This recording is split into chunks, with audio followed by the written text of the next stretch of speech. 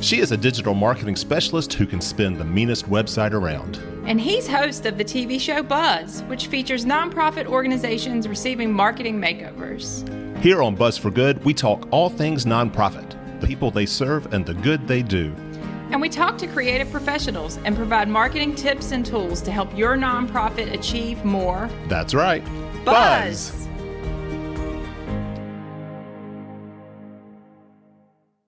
Well, greetings everybody, and welcome to Buzz for Good, where we talk all things nonprofit, the great work that they do in the communities that they serve. And on today's show, we are spanning the nonprofit world and showcasing the incredible variety of these life-giving and community-building organizations.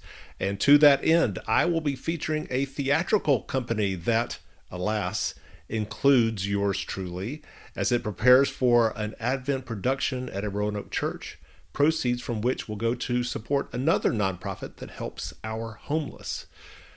Today, I'll also preview an event happening December the 8th that will star our region's newest technology and biotech entrepreneurs and the nonprofits that's been working since August to help them accelerate their startup companies.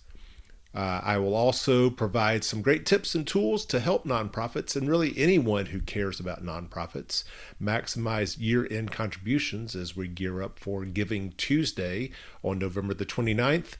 And we will provide an audio sneak peek of our newest episode of Buzz that airs on November the 30th on Blue Ridge PBS, starring the nonprofit Friends of the Blue Ridge. My name is Michael Hemphill. I'm the creator and host of both this radio show and the TV show Buzz that airs on Blue Ridge PBS. And you can stay connected with me and all that we are doing to support nonprofits throughout the region through our website, buzzforgood.com. That's buzz, B-U-Z-Z, 4 good.com, as well as our social media handles on Facebook, Instagram, LinkedIn, even TikTok, all at Buzz for Good. I want to thank our sponsors, Freedom First, where people bank for good, freedomfirst.com, as well as Partners in Financial Planning, a Southwest Virginia-based financial management firm, partnersinfinancialplanning.com, and the Roanoke Cultural Endowment, which is working to secure a long-term funding source for arts and cultural organizations throughout Roanoke, roanokeculturalendowment.org. Now, first up on today's show is the nonprofit Logos Theatricus, which is presenting the Advent production Like Winter Waiting the weekend of December 2nd, 3rd, and 4th at Our Lady of Nazareth Catholic Church. I happen to sing in the Our Lady of Nazareth Church choir, a role that I have been perfectly content doing, just being a member of the choir for this last year or so.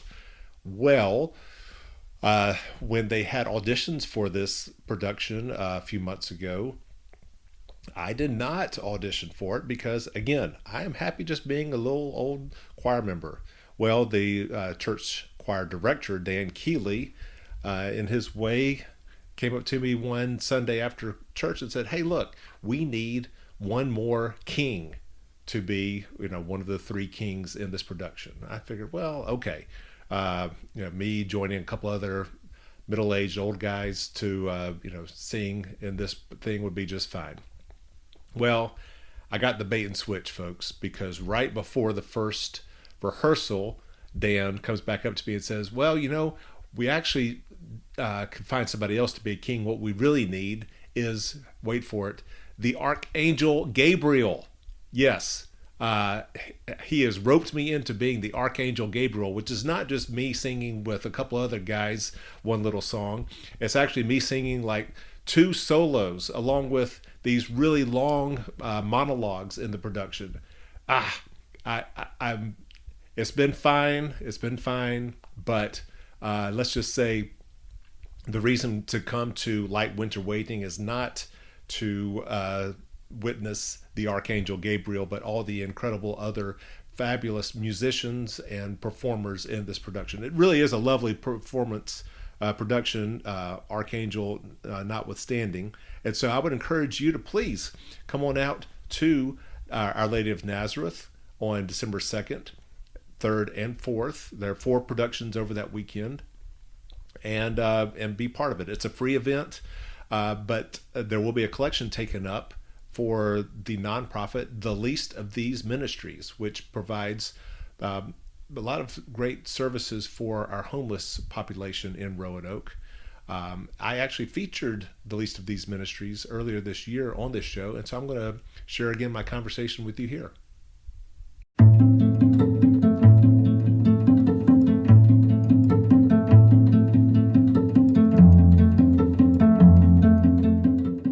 My name is Dawn Sandoval, and I'm the founder of The Least of These Ministry, which is an organization that serves people that are battling homelessness. How did the organization come about? What was your inspiration for it? In 2011, we were living in Salem, Virginia, and I just felt called to do inner city ministry. There's really not an inner city in Salem. So my husband and I packed up from Salem and moved over to Gilmer Avenue, and I would walk to work every day. And I just began engaging with the homeless people that were on the streets and learning their stories. I would bring my dogs out, and they just loved having the opportunity to, pet your animals and talk. And so I started recognizing these needs, and I just started basically begging my friends. I'm like, bring me your old coats, bring me your old gloves, your old hats. And so that's how it got started. And so that was 2011. And this is our 11th year of ministry, and how things have changed. Right. I mean, I'll be honest with you. I didn't know about the organization until one of your, volunteers reached out and said, hey, you really need to check these folks out. Mm-hmm. So describe where we are right now, what the address and the facility. Okay. So right now, we're at our ministry building, which is located at 422 Luck Avenue in Southwest Roanoke. And this building is a supply pantry of sorts that offers showers, laundry, and lunch to people that are unsheltered.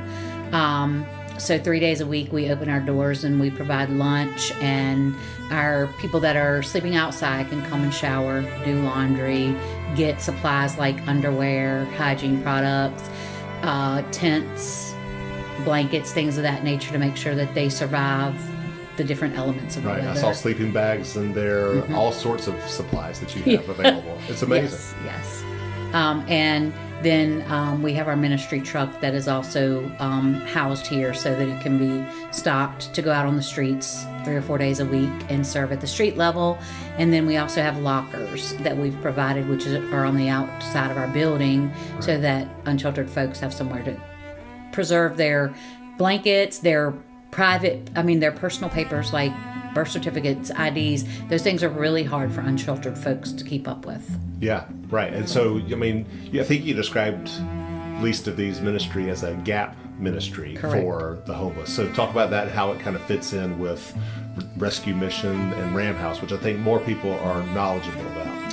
Well, there are a lot of gaps in our homelessness services. And so what basically started the shower laundry portion of this building was when the pandemic began. We were being told to wash our hands 20 times a day, and then our unsheltered friends had nowhere to even use the bathroom, to take a shower, to do any of that. And so as this pandemic has continued to plague us, 3 years later, 2 years later, we realized that we needed to put something that was more permanent in place. So that was what started this model, was to provide showers and laundry for people. There's not another organization that is offering showers to people that are out on the streets and campsites and alleys and things of that nature. And so with that, during the pandemic, there was also a need for additional food because some of our day shelters were closed. Right. So we actually served on the streets 7 days a week from when the pandemic began until August of 2020. 7 days a week we were serving lunch at the street level because the day shelters were not functioning at that time. Right. And so now with this building, a lot of people forego places to grab lunch so that they can get in line for showers and laundry. So we provide them with lunch when they're here as well. How wonderful. How did you get your funding for all of this? we have been blessed to be supported by this community. Really? That the It's community, just all donations. it's all donations. Wow. We have received a few community grants. We've been blessed with that for sure. Right. But the majority of our funding comes from just people who believe in what we're doing and support us, and we're so grateful. Yeah. So I mean, the issues of homelessness are endless. They are. I mean, there's the physical health, there's the mental health, there's the employment, there's the bills, there's people who are trying not to lose their homes, and become homeless. And so Ram House, I know, provides a lot of financial services that assist with that. Rescue Mission provides a place for them to sleep at night. And then here you come in with this, recognizing even more issues like hygiene and Yes. food and all these sorts of things. So I mean, it's incredible. And we also operated a warming bus this winter. We were donated a 26 passenger bus. And when we were given the bus, I had no idea what God intended us to use it for. And we were like, but there's a lot of people that aren't able to go to the mission for one reason or another. So we'll just run it. It'll idle all night. There was a volunteer that operated it, and we had 16 to 20 people utilizing it most nights that it was operating anytime the temperature was below 40 degrees. Wow. And one of the gaps that we were able to fill was there are people that suffer from homelessness that have service dogs, even if they consider them emotional support dogs, but they don't have the papers and all of that. Yeah. We would let them bring their service animals onto the bus with them. And that's something that not many places allow for them to keep their animals with them. But it's so important to them because they have no control over their life. Everywhere they eat, everywhere they sleep, everywhere they bathe, it's all dictated by availability. And so to separate them from their animals, the one thing that they feel like they have some control over is it's very difficult on them. So they were beyond grateful that they could bring their dogs. And I noticed on your mobile truck that you also have dog food that you take around, so that if you're giving blankets and underwear and other supplies, you're also providing their dogs with some food. Yeah. And we'll give them T-shirts and things for their animals as well. We're not able to save everybody, but it's a starfish story. We're doing what we can for the one that's in front of us. So well put.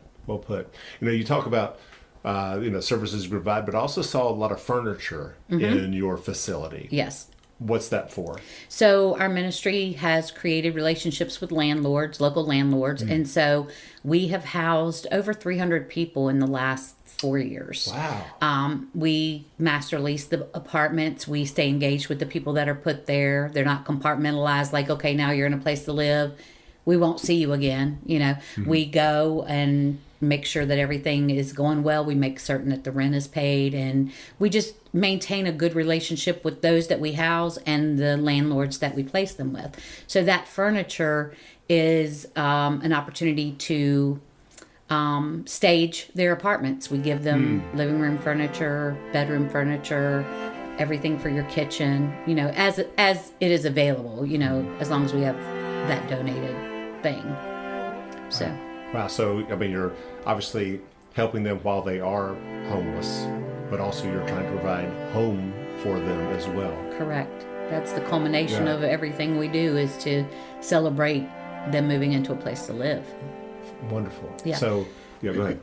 And then one of the things that we also do is reunite people with their family members that are not in Roanoke. So we come across a lot of homeless individuals that are released from prison, that are given a bus ticket to Roanoke, that are made aware that they feel like Roanoke has homeless services, so they come here. Right. So when we identify these people that are not from Roanoke, but they have a support system somewhere else, we verify that they would be out of homelessness if we sent them wherever their family is or their friends, and we will buy them Greyhound bus tickets to reunite with their families. Wonderful. And once again, it's the leastofthese.org, or just least The least of these ministry.org. Okay.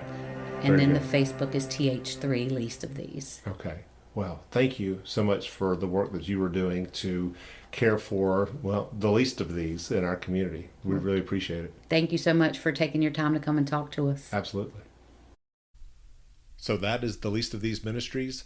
One more time, if you are seeking a wonderful Advent experience in preparation for Christmas, again, Archangel Gabriel notwithstanding, please go to oln-parish.com. That's OLN for Our Lady of Nazareth, oln-parish.com, and register for the free performance that you would like to attend. Friday, December 2nd, 7:30, Saturday, December 3rd, 1 p.m. and 7:30 p.m., and Sunday, December 4th, 3 p.m. Again, it's free to attend, and a collection will be taken up to support the Least of These Ministries. Now, the following Thursday, December the 8th, is Demo Day for the 5 startup companies that are being coached and accelerated by RAMP. RAMP standing for the Regional Accelerator and Mentoring Program. All are invited to this free event as well, where you can meet and learn from our region's newest and brightest technology entrepreneurs. And with us today is my good friend and director of RAMP, Lisa Garcia.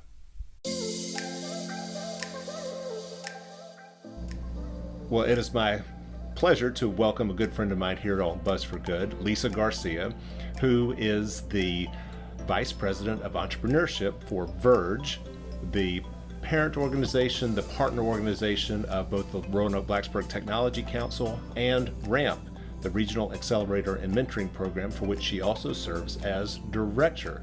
Lisa, welcome. Thank you, Michael. So, little background, I say good friend of mine because I have known Lisa for 25 plus years now. I had just moved to Virginia with my wife in summer of 1997. Was looking for a job at the Roanoke Times and was informed that the Roanoke Times New River Valley Bureau was seeking someone to come in on an interim basis because there was this hotshot reporter there who was about to go on maternity leave. And so that hotshot reporter ended up being Lisa Garcia, who at the time was about to deliver her first child, Brooke.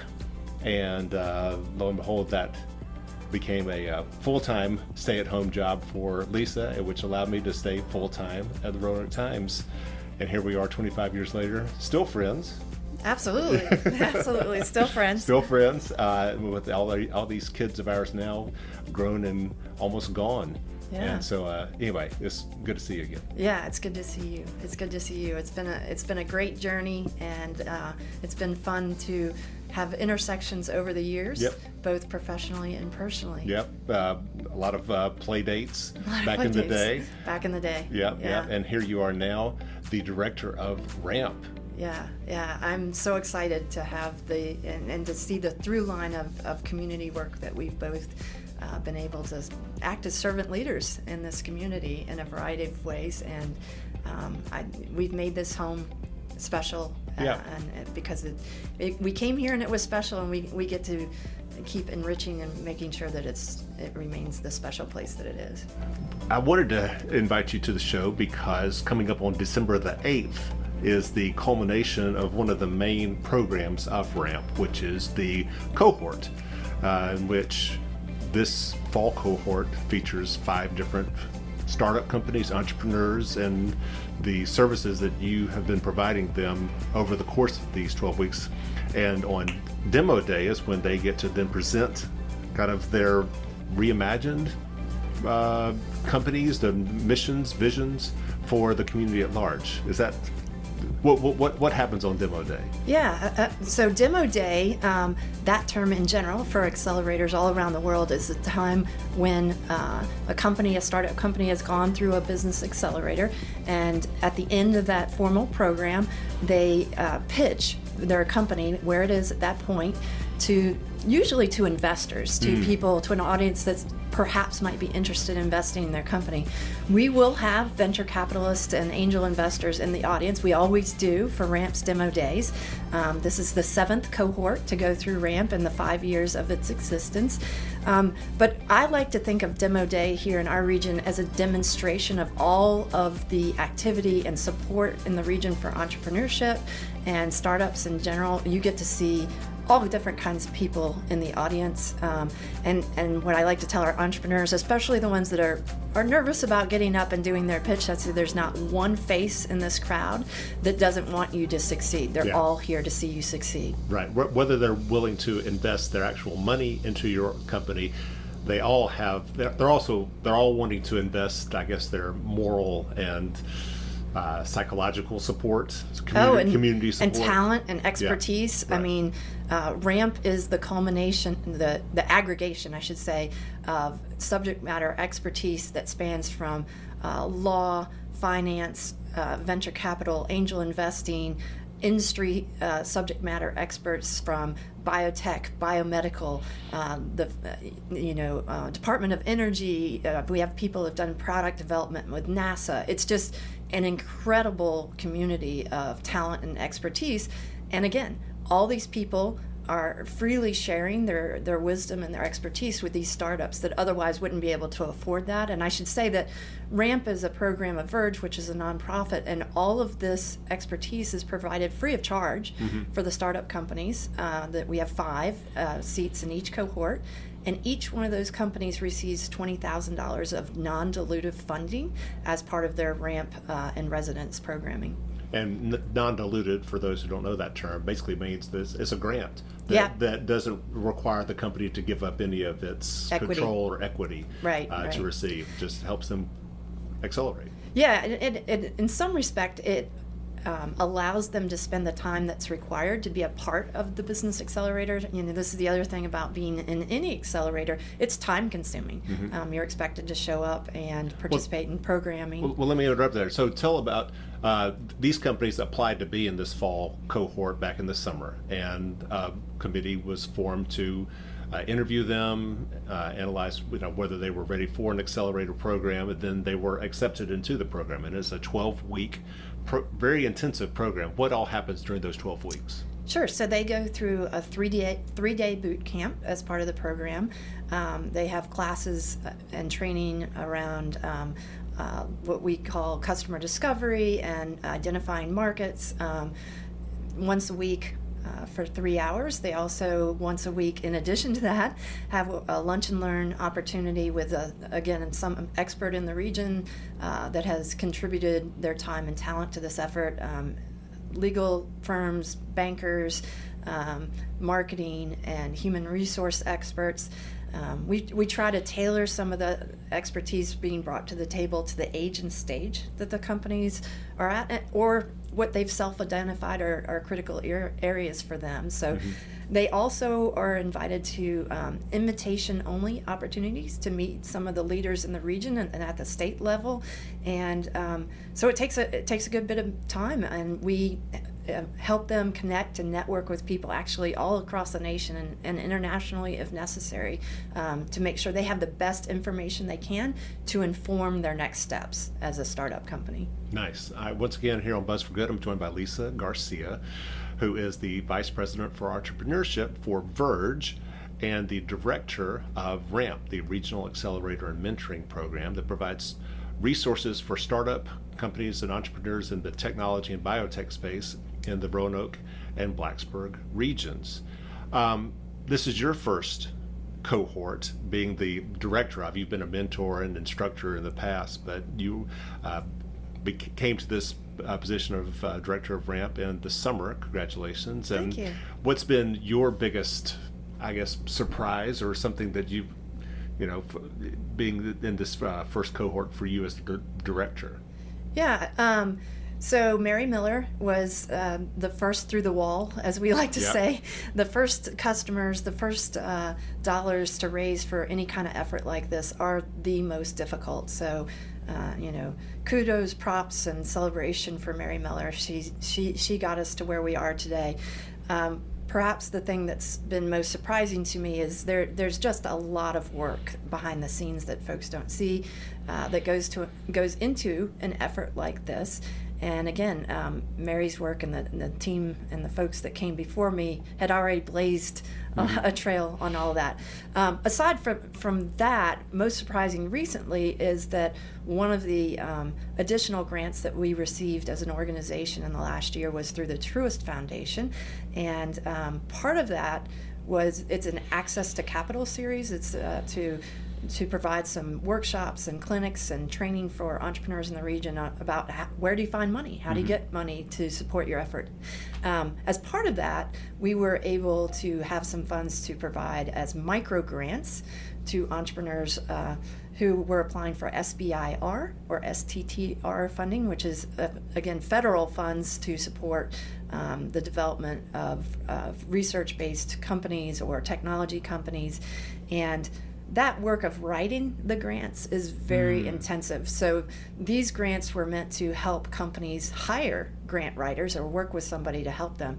And they're not big grants. They're $2,000 or, I'm sorry, $2,500 or $4,000. And, we looked at that and said, oh, that's such a small amount of money, right? Well, our startups are like, oh my gosh, this is so helpful. You have no idea, right? And I think what we all do perhaps sometimes is underestimate the power of a small inflection of talent or money or resources can at a particular point in a startup's journey can make a huge difference in the journey of the company. Yeah, not just the dollar amount, which may be small, but just being able to leverage that for bigger grants along the way. Hey, we received a Truist Foundation grant, one of these grants, which just gives a future funder more confidence in the organization or the company. Yeah, so that grant was the brainchild and a lot of heart and soul, and still working on it right now is Greg Feldman in our region, who really wants to see the deliverables from that grant to be evergreen in some respect. And again, we're trying to upskill the region in all the ways we can so that folks have not just talent around them to support them in their startup journey, but actual monetary and fiscal resources to do that work as well. For the companies coming through the cohort, I mean, these are all very smart people who have, created something or some idea, have something that they want to then bring to market. But what is the biggest challenge for them to overcome in going through the cohort?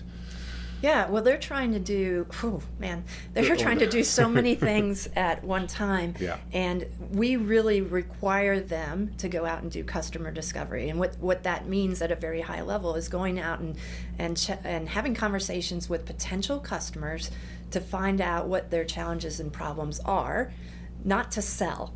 This is a big challenge for somebody that's trying to, at the same time, raise money for their startup. And we're saying, no, don't spend time with these potential customers trying to sell them anything. Go figure out what their problems are, what's their workflow like today, what solutions are they using today, so you can bring that data back and we can help you organize and analyze it and find out, is there a product market fit? Right? Can you solve the problems that they need or are seeking solutions for? And so that's a challenge for folks, but as soon as we get them to click over into that, oh my goodness, the discoveries this cohort is uncovering and able to apply already for their startups has been really exciting to see.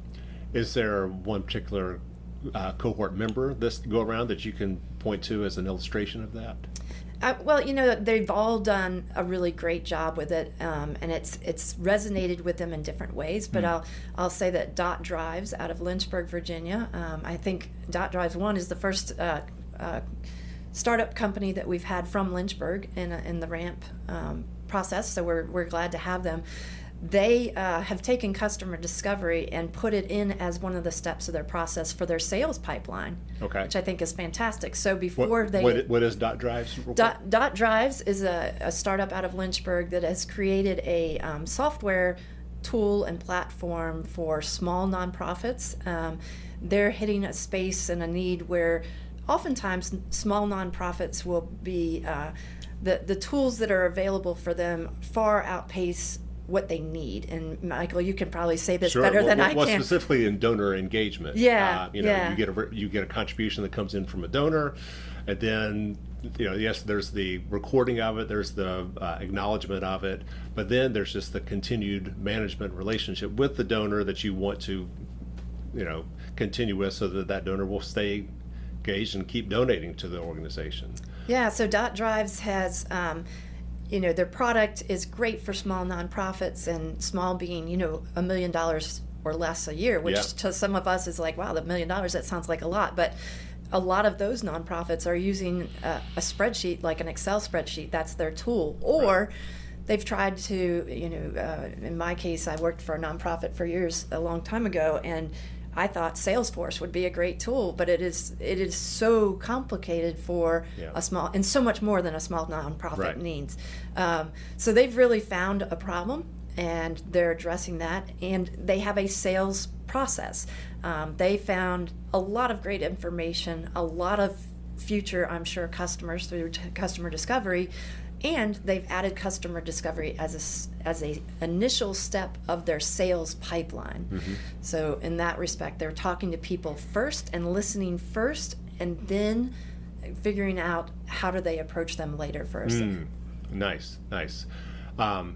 So we will definitely, on a future episode of Buzz for Good, talk to the folks at Dot Drives. I hope you do. They're a great team. Yeah, because they are because they interviewed me for this customer discovery, they did. And from what I hear of what they were saying, I mean, there's such a huge need for what they are providing, because you're right. It's like either you go the Excel spreadsheet route, or you spend the tens of thousands of dollars for a very complicated donor management system, which that nonprofit probably doesn't really need all those bells and whistles or expense.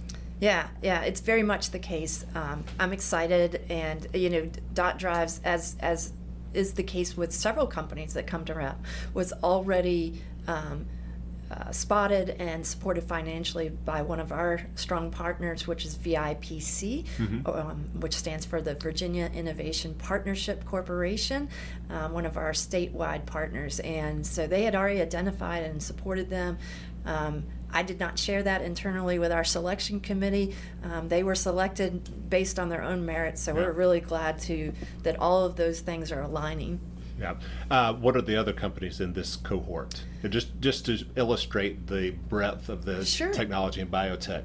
Sure. So we have Fermi Energy, which is a leading edge cathode design company, founded by a faculty member at Virginia Tech. So this is one of many companies we've worked with, which is a spin-out from Virginia Tech and intellectual property created here at our own hometown university, one of our hometown universities. We have Kinkashi Microbes out of Floyd County that's doing some advanced work around soil health and composting. They actually, at our last event, Meet the Cohort, had 2 chemical engineers in a large company that wanted to talk to them about the work they're doing. So we're excited. We're excited for them about that. We have Enabled Engineering, which is leading edge technology around the development of material science, and I'm not going to go into the technical details on that because I would probably do it wrong, but there's all sorts of engineering around nuclear and the kind of materials used in that space. And suffice to say that the materials Enabled Engineering is creating last longer and are more resilient in that space. So they're backed by federal funds from the Department of Energy, and have received 2 SBIR grants at this point. So again, what's interesting is Kumar, who is the CEO of that company, when we asked him what he was interested about with RAMP, because he had a lot of financial support, he's like, I don't know anything about business. So like you said, brilliant people, deep technologists, and RAMP and our community is able to put business skills wrap them around these very, very smart technologists. And then the last company we have is called Kentoros, and the founder has invented a therapeutic to be used for chronic infections and inflammation in joints. Their first beachhead market is in the equine or horses. And so what's really fascinating about that, again, I'm not going to delve into the science, I'll get it wrong, but Jessica Gilberti, who invented this therapeutic, says that the application of that with the horses, if you have a racehorse, for instance, that has been injured, oftentimes that horse is taken out of the space of racing. They're able to bring that same horse back to 100% proficiency, and the same is true with, they've tested this with dogs, with pigs, and on human tissue, and getting the same efficacy results. So It may be someday that this company in ramp today, 10 years from now, 15 years from now, there will be people with knee injuries that will be brought back to 100% in a time right now when we can't do that. We just physically can't do that. Wow. Thank you. And you, everyone listening into this show, can see and meet and hear about all these companies at Demo Day on December the 8th. That is hosted by RAMP as well as the Roanoke Blacksburg Technology Council, both who are under Verge, the nonprofit organization that kind of is the collaborating partner for both of those organizations. Anything else about Demo Day? Where is it? How do you sign up to be part of it? Sure. So Verge, our region covers the Roanoke and New River Valleys, as well as Lynchburg. So we alternate the sites for all of our events between Roanoke and Blacksburg most often, sometimes farther afield. So this one happens to be at Blacksburg at the Virginia Tech University Club. So again, you can register for that online. Just go to our website, RBTC. There's an events calendar page. You can click registration there. We've also created an event on RAMP's LinkedIn page. You can find it there as well. Or, if you don't mind not having a name tag, you can show up at the door and we'll welcome you as well. But we'd love to have people there to see the amazing things going on in our region and to be part of the technology and biotechnology and startup entrepreneurial community. Excellent. So once again, that is December the 8th at the Virginia Tech University Club. And for more information, go to rbtc.tech or ramprb.tech. Lisa Garcia, thanks so much again for coming on to Buzz for Good. Thank you. So one more time, more about RAMP and Demo Day on December the 8th by going to RAMP's website, ramprb.tech, ramprb.tech. Coming up soon for all nonprofits is the kickoff to the most important time of year, financially speaking, and that is Giving Tuesday on November the 29th. To help nonprofits with this critical season where they receive the vast majority of their charitable contributions that they will receive throughout the year, I'm going to replay my conversation that I had last year with marketing expert and occasional Buzz for Good co-host Carrie Cousins, followed by my chat with Buzz friend Bill Gilmer, owner of print marketing firm WordSprint in Blacksburg. Now, let's talk year-end giving. Well, the biggest day of the year for year-end giving is coming up. That's known as Giving Tuesday. And Giving Tuesday, if you look around online, is actually #Giving Tuesday, all one word. It's a great day of social media giving where companies and nonprofits from around the world all get together to promote what they do, how they do it, and raise money. Yep. So now this is, Giving Tuesday is kind of like one of the days in a series of days that we're all supposed to kind of have marked on a calendar, starting with Black Friday. It actually starts with Thanksgiving. Okay, good. Let's start with the turkey, right? Okay, Thanksgiving, Black Friday, right? Cyber Monday, Giving Tuesday. There's a small business Saturday in there as well, right? Okay. Yes. Okay. Oh, I missed one too. That's all right. That's all right. All good. So you want to think about your funds and how you're going to distribute them during that holiday shopping window. Right. And so I start with Giving Tuesday, right? If you're a nonprofit, now is the time to get your package together and get stuff out to your donor base to support Giving Tuesday. I would really start with, if you do nothing else this year, use the hashtag. Start on social media. Let people know you're accepting donations and use that Giving Tuesday hashtag. Then create a simple ask. Don't just blanket ask for donations. Ask for donations with a purpose. What can people contribute to specifically for Giving Tuesday this year? Right, because organizations typically, like to say, hey, support our annual fund, but no one really likes to support the annual fund because you don't really have a direct connection of where that money is going to. Exactly, but if you can tell me if I give $5, I can feed a shelter puppy, I'm in. You're all in. And it's $5. You do love your puppies. I do love my puppies. So create a really simple ask that resonates with people. You don't have to create a full campaign, just a simple ask for Giving Tuesday. Then schedule things to go throughout the day on Giving Tuesday. The way social media works, if you post one time at 8 a.m., that's not necessarily enough. Schedule a couple of emails and a couple of social media posts throughout the day on Giving Tuesday so people who are online at different times have a different opportunity to connect. Okay. Create a wish list for Giving Tuesday. Amazon actually will allow a nonprofit to create a wish list, share the link, and I can actually buy things from your wish list. Really? And donate them to you. Wow. It's so it's like actual items. Like then. actual items that actually I can buy on Amazon and they are shipped to your nonprofit. So if your nonprofit is trying to gather hats and gloves in a homeless shelter, for example, this winter, get on that Amazon wish list, ask for sizes and whatnot that you need, and share the link with folks so they can actually donate goods to your organization. Sometimes that's more powerful than money. Had no idea that they did that. How Super cool easy. is that? How cool is that? Not just hats and gloves, but really any supplies that the nonprofit might need. A new computer, a printer, or any of those items. Any of those items. And all of it goes through that wish list program. Love it. Okay. Make sure you're acknowledging people who are giving on Giving Tuesday.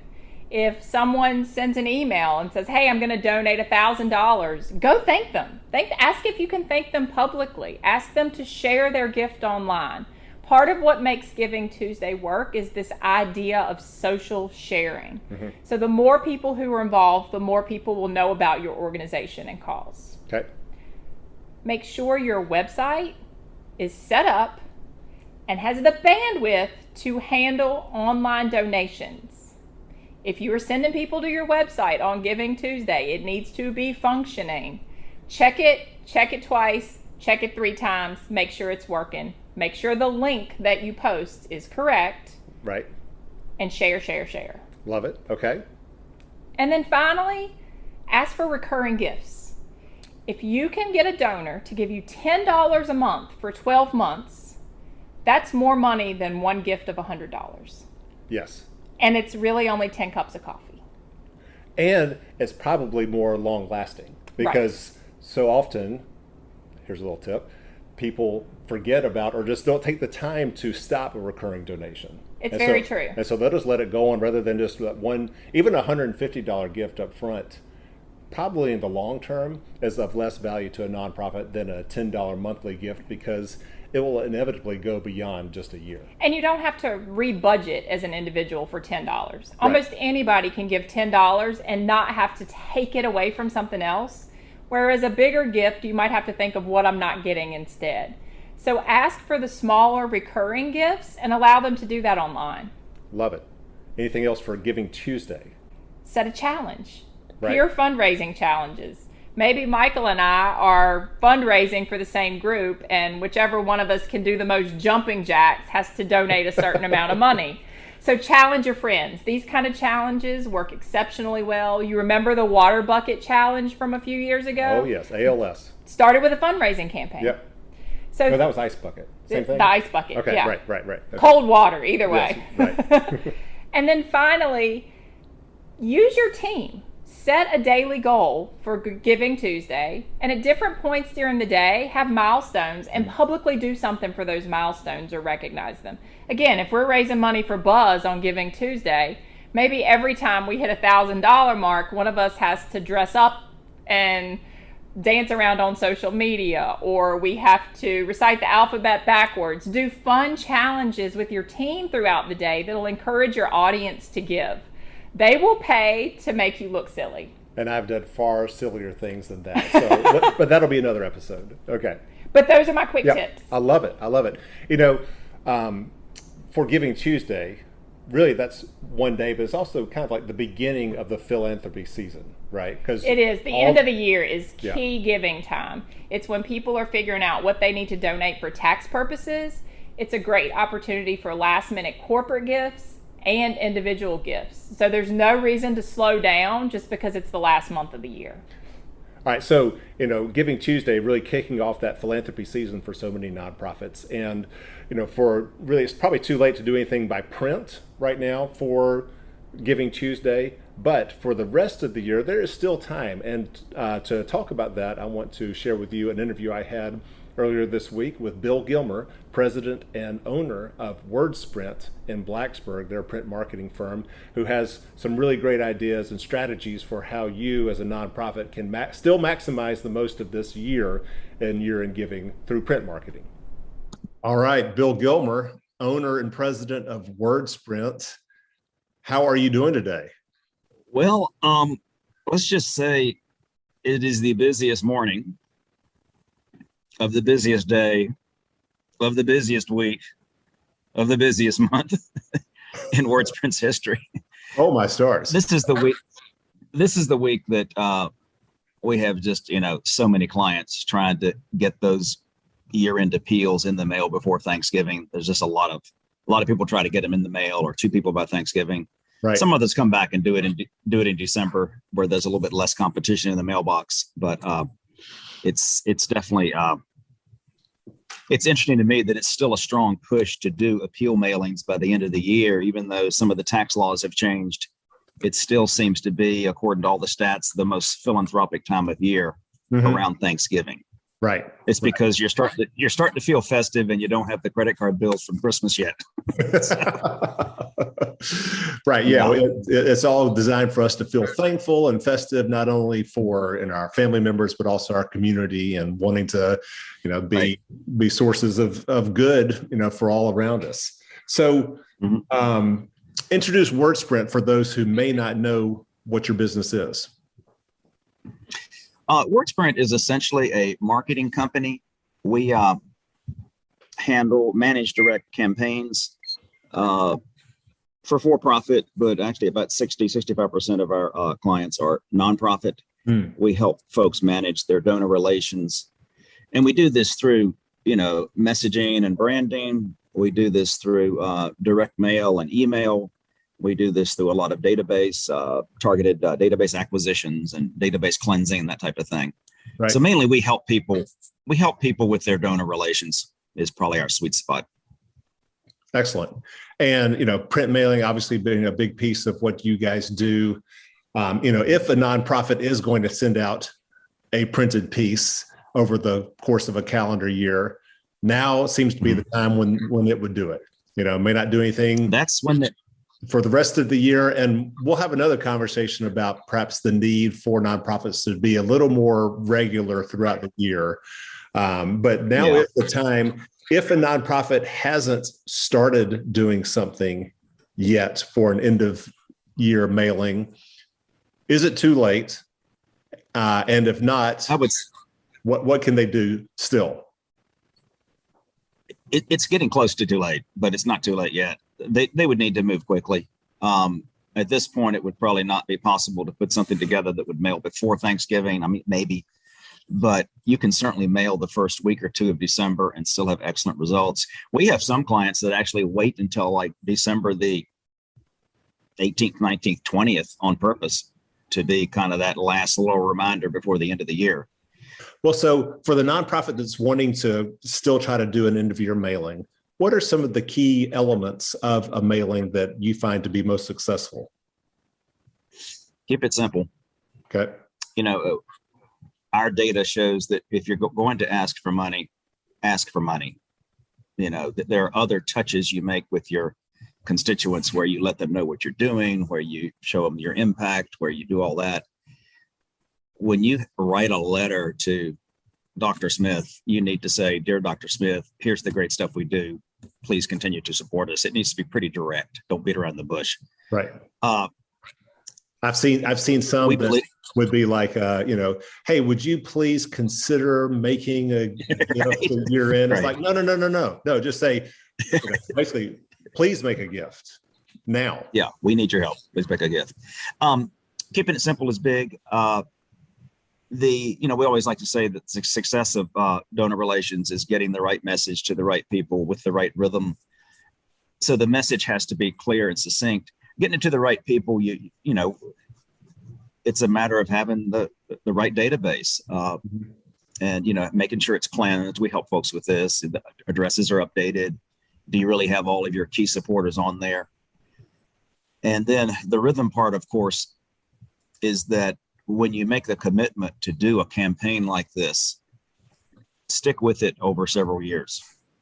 You don't really start seeing the snowball effect of good donor support if you've never done it before until you hit about the third cycle. It just takes a while to build trust. Yeah. And when you do these rhythmic touches, it does build trust, but rhythm doesn't become rhythm until there's been 2 or 3 cycles at least. You're saying a simple message, obviously a remittance card or envelope inside the mailing. Yes. Yes. What else? Yes. And, a few other things. We keep records on this, and there are national organizations that do this too, that track statistics. Just some little tidbits. The more personal, the better. If the personalization is accurate, it's better to say "Dear Michael" than "Dear Supporter." If Michael is indeed your first name, you have to be accurate on the personalization. A slightly larger envelope gets a higher open rate than a number 10 envelope does. Okay. So it's like a 6x9 will, mail at the same rate, and it gets a higher open rate. Those are kind of just some of the tricks of the trade, but it comes down to the basics are the right message to the right people with an established rhythm. Don't use direct mail by itself, just like don't use email by itself. Don't use social media by itself. You really need to have a coordinated messaging out there where there are email messages that have the same look, feel as a direct mail piece, as the social media post. Again, that consistency builds trust, and it makes it a lot easier for a donor to, give you money if they are seeing the same message on a few different platforms. Now, you don't have to go crazy on this. We're thinking 2 or 3, a direct mail piece, an email follow-up, and some social media. We call it multi-channel marketing, but it should be tightly coordinated. And this, talk about what works, that is what works the most, is the fact that it's multi-channel. We've done studies, in fact, there are national studies too that show this, that when you do mail followed by email and tightly automatically triggered to that mail, and the email follows and it says, "Hey, Michael, did you get our letter yesterday? The one about the great job we're doing, yada, yada." If you haven't seen it yet, or if you've thrown it away, you bum, don't worry, it's not too late. Just click here. That type of coordinated mail email has the best results. Excellent. Well, Bill, I hope you survived the most difficult day of the most difficult week of the most difficult month, the most difficult year. Thanks for all the work and support that WordSprint provides nonprofits in our region. And I wish you a happy holiday season. All right. Good luck to all the nonprofits starting Giving Tuesday through the end of the year, seeking the donations they need to continue fulfilling their vital missions throughout Southwest Virginia.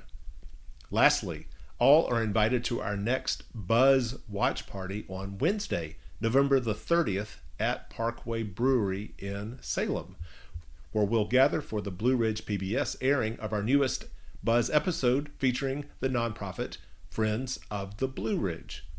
To give you a sneak peek of this episode, here are a few audio clips of our show.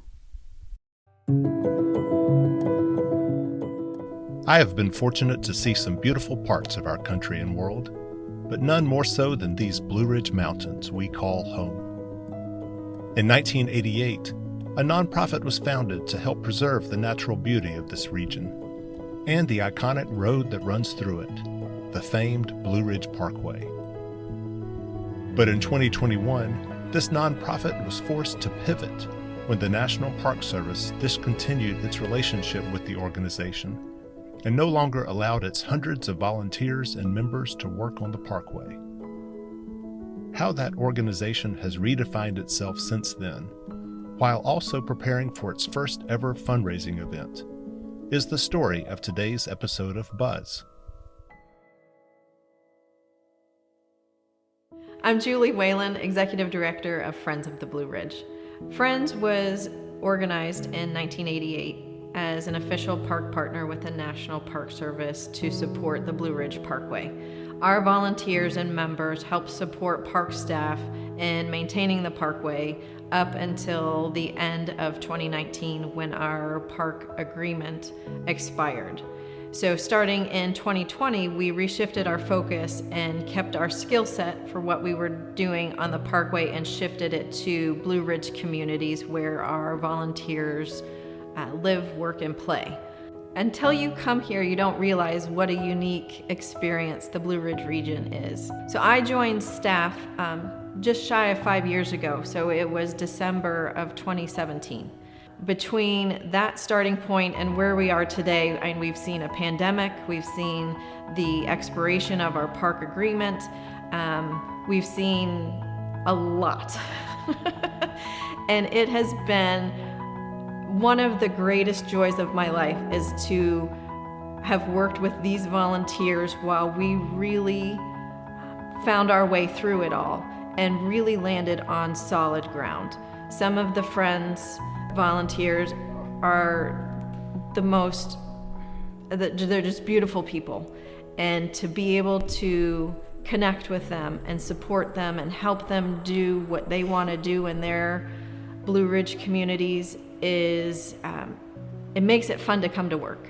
We now have 8 chapters in Blue Ridge communities with over 700 volunteers and 1,500 members. So for almost a decade, we have had a Virginia specialty license plate that has become one of our major revenue streams. And what that allows us to do is support our programs and operations here in Virginia. So prior to our shift in focus, that money would support the parkway and would primarily fund the restoration team, a specialized arborist team that would come in to clear vistas and overlooks.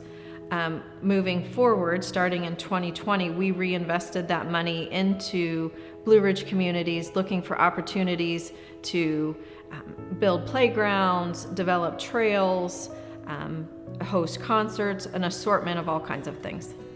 In 2020, we were in the midst of a COVID lockdown and we were looking for a way to engage volunteers and members virtually. In doing so, we partnered with the Junior Appalachian musicians and produced an hour-long PBS special to showcase upcoming young musicians who are really inspired by the musical tradition of the Blue Ridge region and hope to carry it on. One of the Friends' pillars is youth outdoors. So we're looking for ways to engage, whether it's youth hikes, student groups visiting the greater Blue Ridge region from outside of this area. So we host groups from Boston University, University of Notre Dame, NC State, University of North Carolina. So they come either for a long weekend or a full week, and they're looking for ways to do community service, but also learn about the unique cultural heritage of this region. We haven't done a major fundraising event since the fall of 2019. So this year will be our first ever Blue Ridge Jamboree, where we are hosting a music concert, a large one, that will benefit our organization so we can keep doing more of what our chapters are doing in their local communities. Planning a fundraising event of this magnitude is beyond what we're capable of doing internally. Partnering with Buzz for Good is going to help us pull off an event that we wouldn't be able to do otherwise. Again, please join us Wednesday, November the 30th at Parkway Brewery for our watch party, where we'll be seeing for the first time on Blue Ridge PBS our newest Buzz starring Friends of the Blue Ridge. It is free. Just go to buzzforgood.com. under events and register if you would, please. That's going to do it for today's show. Please continue to stay connected with us throughout the week through our website, buzzforgood.com, as well as our social media channels, Facebook, Instagram, LinkedIn, and TikTok, all at Buzz for Good. Until we see you again next time, continue being a Buzz for Good in our communities. Bye now.